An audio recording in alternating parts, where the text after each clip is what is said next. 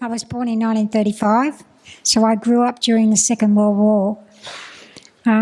My parents, my mother was blue-eyed and blonde-haired. My father was also blonde-haired and blue-eyed. And I used to cop a lot at school when I first started school because in the sun my skin used to go dark. And I had the dark hair and dark eyes, and people used to always say to me, they don't look like your parents. Are you sure that they are your parents? And my dad was a bit harsh. They had adopted another girl 10 years before me, and my dad used to belt her with a strap, a really thick strap that they used to sharpen the razors on. And we slept in the same bedroom, and one night, I don't know what she did, but he pulled her out of the bed, belted her, and the skin was flying off her back. And that was the last thing I remembered because I took a convulsion and ended up in the hospital at Parramatta. Going to school, I was always like, when I say these are my parents, they used to look at me, look at my parents, and I copped it all the time, all the way through my school life. Are you sure that they're your parents?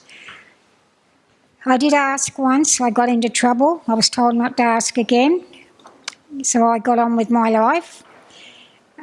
She pulled me out of the Catholic school, put me at the public school. My best friend there came home with me one day because we weren't allowed to bring anybody home, but she wanted to come. And we were playing in the front yard, and my mum came out and she grabbed me by the hair and she told the girl, get out of here, don't ever come back here again. And when she got me inside, I got into trouble and I was told I was never allowed to associate with that girl anymore. And I couldn't understand why. She was my best friend. And so the next day I was put in to the Catholic school. As you get older, you cop this all the way through. And when I got a job and people met my parents, it was always the same thing.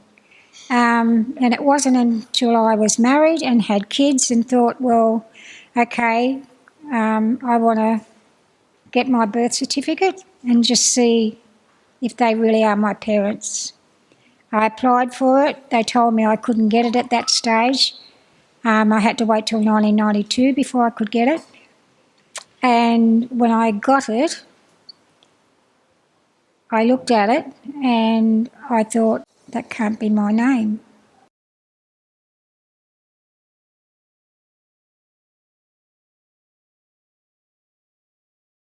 My best friend said, then the best thing you can do is start researching and see what you can find. And that's what I did. It took me quite a long time. I was well into my 50s, nearly 60, when I actually found a name that related to to my family without telling my mum and dad that I was doing it. And then I started researching the Collinses and found out that my family came from Mudgee, that they were Aboriginal. I was a bit bewildered at that stage because I didn't know where to start looking. So then I went back to get my birth certificate again, and this time it had my mum's name on it, and it was Collins. And So I started researching from there. It took me a long time. It didn't happen overnight. I didn't really find my mum until just before the 2001. I was with Link Up New South Wales. They were helping me because it's an awful feeling knowing that you don't belong anywhere, because I was never accepted as a white person and I was never accepted as an Aboriginal person. So you're sort of in the middle, you don't belong anywhere, and that's a really awful feeling to have, not to know where you belong. From Link Up, I started doing some of my own research. Nobody could find anything. The caseworkers couldn't find anything. And I had this ESP feeling that she wasn't in the country. So what I did was get my caseworker to come with me to go down to the archives where people come and arrive and depart from Australia. And we were there all day. And about 15 minutes before they were going to close, my caseworker found my mum's name. And we found out that she had gone to America to live. So then I got in touch with the American Embassy. They were very helpful, more helpful than the Australian people here, I must say. And I found out that my mum was in Pennsylvania, that she'd left here in 1942, that I'd been taken away from her. I was her only child. She couldn't have any more children after that. And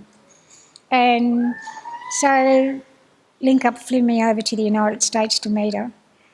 She'd only just gone into a nursing home, and we weren't allowed to say who we were. We were just visitors from Australia who were visiting the home at the time.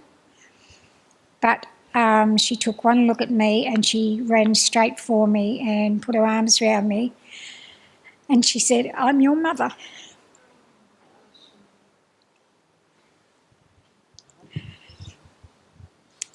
And all I did was cry. All she did was hug me. And then we sat down and we started to talk to each other. I had a lot of questions to ask. She had a lot of questions to ask. She'd never been able to have any more children.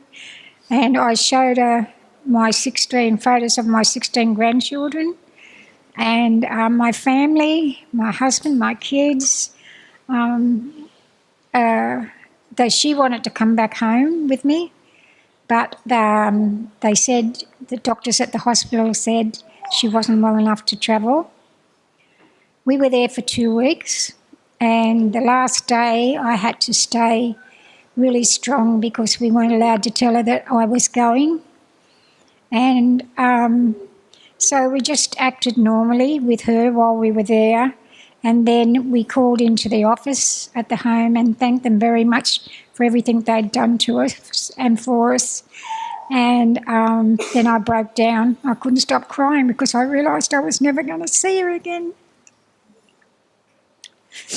So every Wednesday when I got back, I used to call her on the phone and talk to her on the phone. In the meantime, I was still searching for family.